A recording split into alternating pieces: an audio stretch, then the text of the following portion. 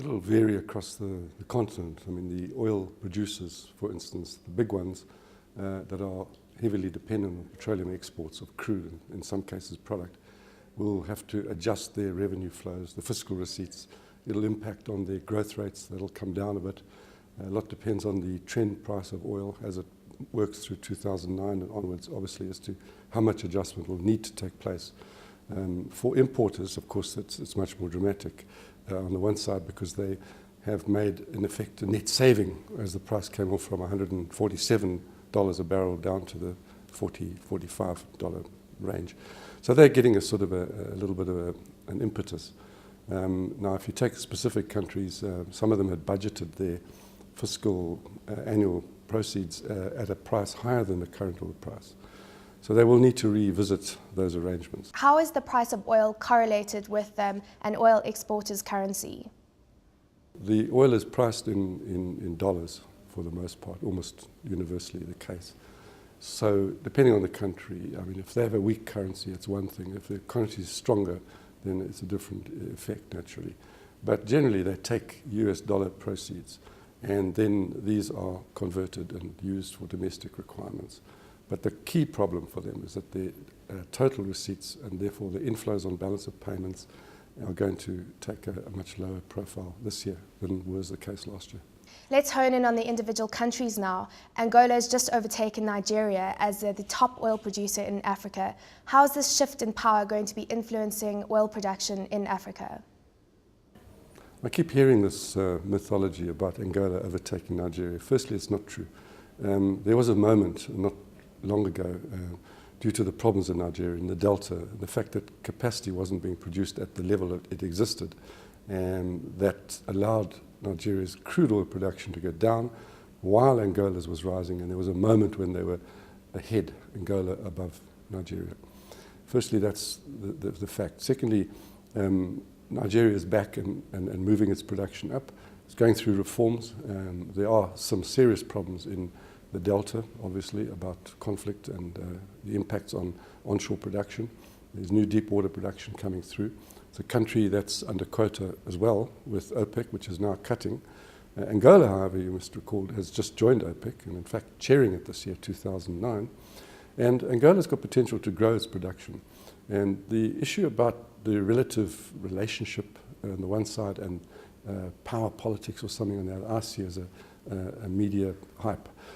Because they don't really compete on that level. There's really influence coming from the oil and gas, no doubt. On the other side of that equation is the gas and the LNG. And there, Nigeria is a major producer. Angola hasn't yet even got its first LNG plant up and running, and that'll be a couple of years away. So if you're looking hydrocarbons, oil and gas, then it's undoubtedly the case that Nigeria is much larger. It's got a completely different role in the region, in West Africa and the Gulf of Guinea, to what Angola has or plays in the southern western part of the continent. And for the most part, Angola is a fairly insulated player at large in the continent. So what actions are these countries taking to be able to mitigate the impact of the dramatic decline in the oil price? Well, the first thing is to rearrange their budget estimates. Put it down to realistic levels, drop the benchmark numbers against which the expenditure would have otherwise been costed. So that's the first thing. Second thing is to rearrange the priorities of expenditure that has naturally flowed out of that process, because if you've budgeted at $65, $70 oil, you're not getting that revenue, and you're going down to, say, 45, well, you're taking a bit of a substantial drop and decline. Therefore, your expenditure profile has got to radically adjust as well. So it's mainly in that regard. Let's turn to the non-OPEC members now.